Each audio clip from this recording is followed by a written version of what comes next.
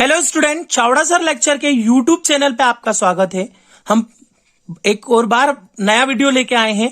प्रश्न बैंक अभ्यास हेतु कक्षा 10वीं विषय गणित 2021-22। हमने इसके पहले अध्याय 1 के ऑब्जेक्टिव आप लोगों को इसके पहले वाले वीडियो में दिए थे। अगर आप लोगों ने अभी तक वो वीडियो नहीं देखा है तो वो वीडियो जरूर देखें, डिस्क्रिप्शन में उसकी लिंक भी आपको मिल जाएगी।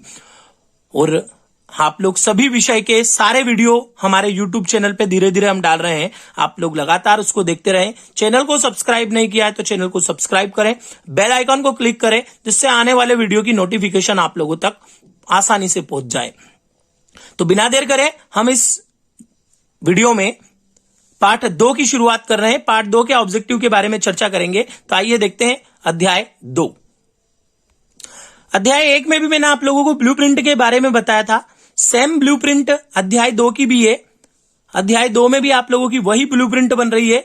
अध्याय 2 में भी 3 ऑब्जेक्टिव आएंगे और एक 2 अंक का प्रश्न आएगा। हम इस 2 अंक के प्रश्न के लिए भी हल करेंगे।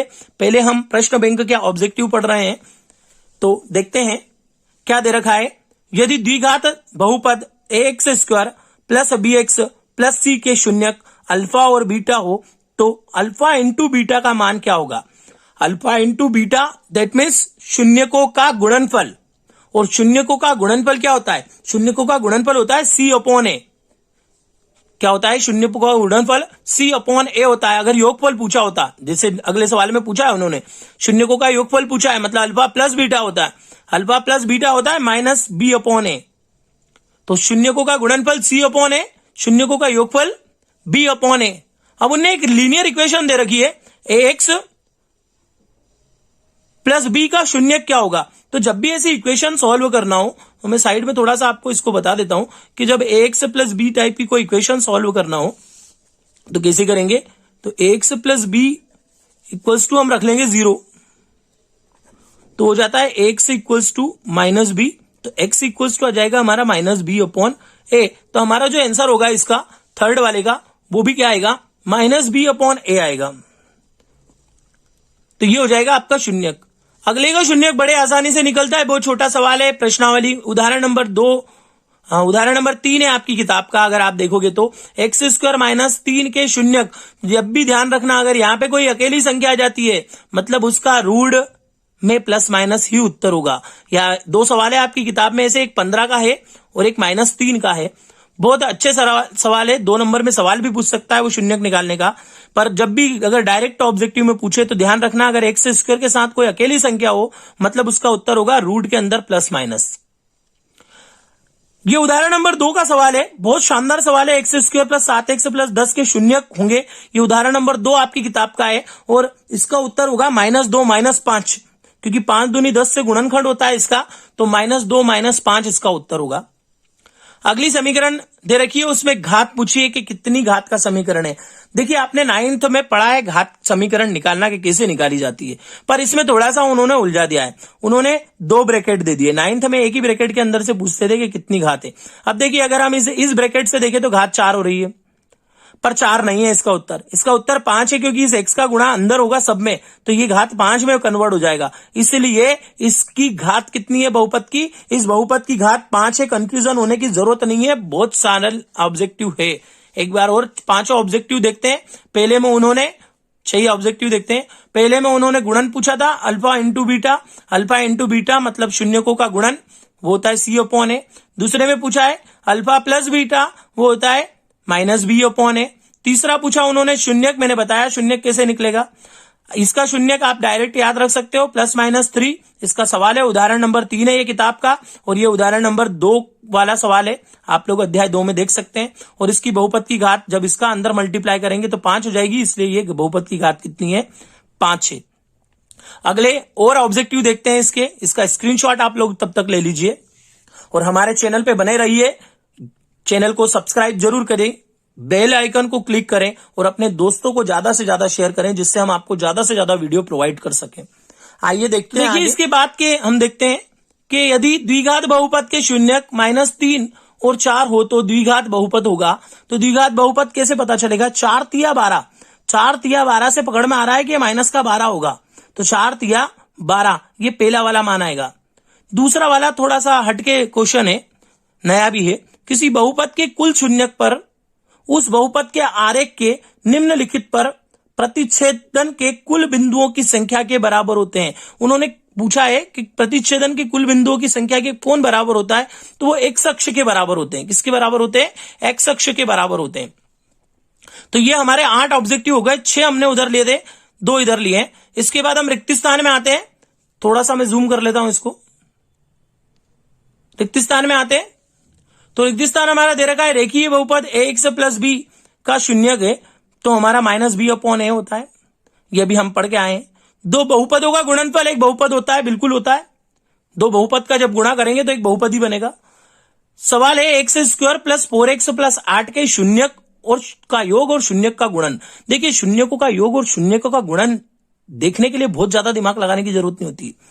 ये जो अंतिम संख्या है और जहां यहां पहली वाली संख्या होती है, ए जो होता है, यहां पे ए होता है, ये सी होता है। इस ए का सी में गुणा करके देख लो, जो मान होगा वो आपको शून्यकों का योग होगा। मतलब आपको दिमाग ही नहीं लगाना है, शून्यकों का गुणन होगा। मतलब 8 एकम 8, तो ये शून्यकों का गुणन है। और जो ये 4 है, यहाँ पे जो बी के साथ जो संख्या होती है उसका माइनस कर दो। अगर प्लस में है तो माइनस में हो जाएगा, माइनस में है तो प्लस हो जाएगा। ये प्लस का 4 था तो माइनस का 4 उसका योग होता है। अगर यहाँ पे 8 है तो वो उसका गुणन होता है। कोई दिमाग नहीं लगाना। अगर आगे सिंगल संख्या है तो कोई ज्यादा सोचने की जरूरत नहीं है। अंतिम में यदि kx minus 1 x square plus kx plus 1 का एक शून्यक माइनस 3 हो तो k का मान ज्ञात कीजिए। तो इस पूरी समीकरण में हम x की जगह 3 रख देंगे। जैसे ही x की जगह 3 रखेंगे और आप सॉल्व करोगे तो इसका उत्तर आएगा 4/3। इसका हल करके भी मैं आप लोगों को जब हमारी क्लास बोर्ड वाली लूंगा तब मैं बता दूंगा। अभी मैं शॉर्टकट बता रहा हूं, इसलिए आप लोग इसको समझ लीजिए और ये भी स्क्रीनशॉट आप ले लीजिए। तो हम इसके आगे का जो सत्य सत्य और एक वाक्य है वो भी आप लोगों को बता दें। आगे उन्होंने पूछ रखा है बीजीय व्यंजक x square minus 2 root x plus 7 बहुपद नहीं है। तो हमें ये देखना है कि ये बहुपद है या नहीं है। तो हम को ये ध्यान रखना है कि जब भी कोई रूट के अंदर ABCD XYZ कुछ आ जाता है तो वो बहुपद नहीं होता है। 9th कक्षा में हमने पढ़ा है। तो ये बहुपद नहीं है, बिल्कुल नहीं है। मतलब ये सत्य है। इसके पीछे क्या लिखाएगा? सत्य लिखाएगा। ये सत्य है।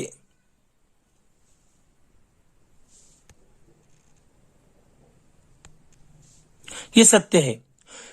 शून्य बहुपद की घात शून्य है, तो बिल्कुल शून्य बहुपद की घात क्या होती है?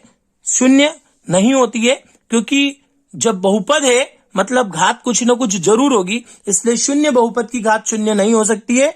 ये आपका मान क्या हो जाएगा? असत्य हो जाएगा। तो ये मान हमारा क्या है? असत्य। शून्य बहुपद की घात अपरिभाषित होती है। उन्होंने पूछा है अपरिभाषित होती है, अनंत होती है? बिल्कुल अपरिभाषित होती है, अनंत बोल सकते हैं हम उसको। ये सत्य है। n घात वाले बहुपद के अधिकतम n शून्यक होते हैं। बिल्कुल n घात के बहुपद के शून्य कितने होते हैं? n होते हैं, क्योंकि 2 घात के बहुपद के शून्यक 2 होते हैं, 3 घात के बहुपद के शून्यक 3 होते हैं। तो n घात के बहुपद के शून्यक क्या होते हैं? n होते हैं। तो ये 4 सत्य सत्य हमारे हो गए। अब बात करते हैं रेखिक बहुपद की घात कितनी होती है। सीधी सी बात है, रेखिक की 1, द्विघाती की 2, त्रिघाती की 3। मतलब पहले का उत्तर 1, दूसरे का 2, तीसरे का 3। रेखिक, ये 9th में पढ़ा है आप लोगों ने, बहुत अच्छे से पढ़ रखा होगा। रेखिक बहुपद की घात कितनी होती है? तो रेखिक बहुपद की घात 1 होती है। द्विघाती बहुपद की घात कितनी होती है? तो वो होती है 2। और त्रिघाती बहुपद की घात कितनी होती है? तो वो होती है 3। तो रेखिक, द्विघाती और त्रिघाती बहुपद की घात कितनी होती है? तो वो होती है 1, 2 और 3।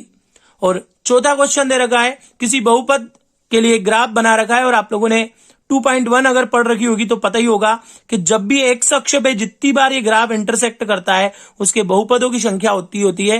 ये 2 बार काट रहा है, 2 बार इंटरसेक्ट कर रहा है इस पे, इसलिए इसके बहुपद की संख्या कितनी है? 2 है। तो इसका उत्तर कितना हो जाएगा? 2 हो जाएगा, क्योंकि एक्स अक्ष को 2 बार प्रतिच्छेद कर रहा है। तो इसका भी आप लोग स्क्रीनशॉट ले लीजिए। हमने आपकी सुविधा के लिए PDF की प्रिंट निकलाने के बाद आपको इनके आंसर प्रोवाइड कराए हैं। हम इनके सवालों का आंसर भी आपको प्रोवाइड कराएंगे। आप लोग हमारे चैनल से बने रहिए और चैनल को सब्सक्राइब जरूर कीजिए। बेल आइकन को दबा दें जिससे आने वाली वीडियो की नोटिफिकेशन मिल जाए। अन्य वीडियो को भी देखने के लिए हमारे चैनल को आप लोग देखते रहिए। अगले वीडियो का इंतजार कीजिए। तब तक के लिए धन्यवाद।